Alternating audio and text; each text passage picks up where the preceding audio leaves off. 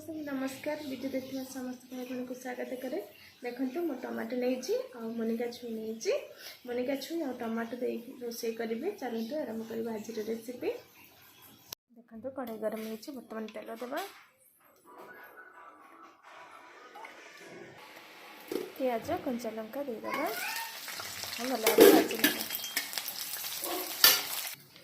रसुण और अदा को छेचिक नहीं या देदेवा भल मिसिक भाजी ना हल्दी गुंड देदेवा लुण देदेवा लंका गुंड भी देदेवा आ भल भाव मिसईदेवा।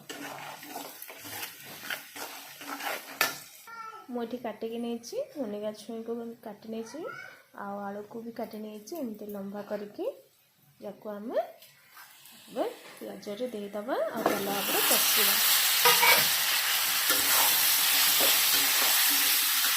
या आम कभर करदे और भल भाव लो फ्लेम रे कषा। अल्प जीरा गुंड देदेवा अल्प धनिया गुंड देदेवा और भल भाव मिक्स करदे कषा आम लो फ्लेम करके कभर करके कर देखते बहुत सुंदर भाव 50% कषि हो बर्तमान आम टमाटो देवा केबे भी आगुरी टमाटो दे कषानी मुनिगा सीझीबनी तेणु एबे आम टमाटो देवा आउ भितर आम कवर करके कषा। देखंतु टमाटो पूरा सीझी आसला या आम भल भाव मिसई मुनिगा आलू संगे कषि नवा भल भाव। देखो बहुत सुंदर भाव कषि आसी या आम आ कि समय भल भाव कषा। देखो भल भाव कषि हो बर्तमान आम अल्प गरम पानी देदेवा गरम पानी देदेवा सब बड़े तरकारी गरम पानी देवे तरकारीटा भल फ्लेवर आसो या आम फुटवा छाड़देवा कवर करके।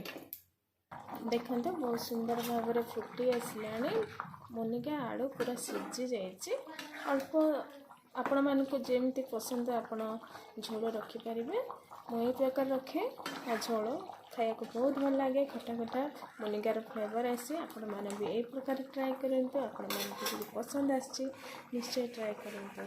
वीडियो देखने बहुत बहुत धन्यवाद। देखो बहुत सुंदर देखा मुनिगा आलू टमाटो दे रोसे करुँची आपण मैंने भी यही पद्धति ट्राए करेंगे। चलते आज रेसिपी आपण मानक पसंद आए लाइक शेयर एंड सब्सक्राइब करूँ। Thank you.